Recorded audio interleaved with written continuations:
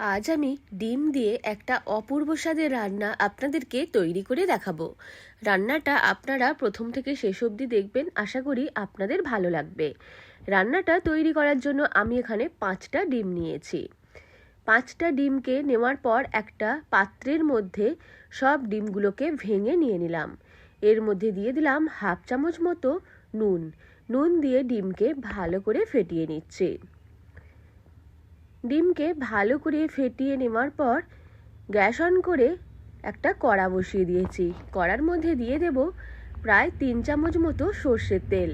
তেলটা গরম হয়ে গেলে ফেটিয়ে রাখা ডিম দিয়ে দিলাম। ডিমকে এইভাবে ভেজে নিচ্ছি।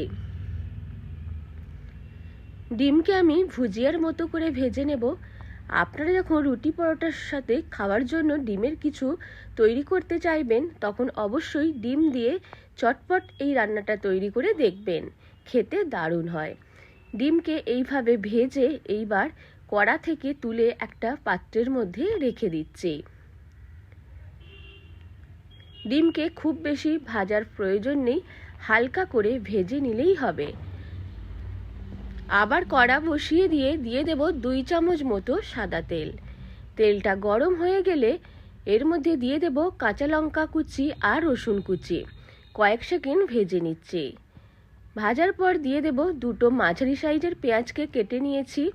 পেঁয়াজ দিয়ে দিলাম আর দিয়ে দেব একটা মাঝারি সাইজের ক্যাপসিকাম। আমি এখানে তৈরি করে দেখাচ্ছি চিলি এগ। এই জন্য যেইভাবে চিলি চিকেনের জন্য পেঁয়াজ আর ক্যাপসিকামকে আমরা কেটে নিই, সেভাবে এখানেও পেঁয়াজ আর ক্যাপসিকামকে কেটে নিয়েছি। অন্য একটা বাটির মধ্যে নিয়ে নিয়েছি 2 চামচ টমেটো সস আর 1 চামচ সয়া সস।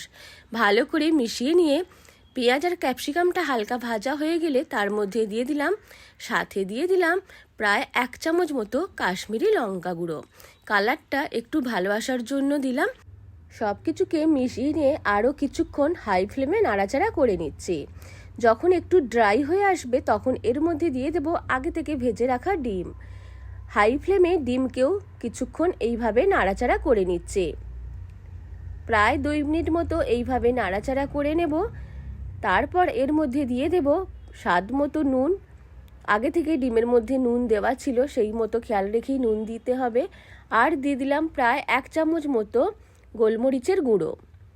সব কিছুকে দিয়ে আরও একবার ভালো করে মিশিয়ে নিয়ে অন্য একটা পাত্রের মধ্যে তুলে নেব চিলি এগ, যা খুব সহজেই তৈরি করা যায়।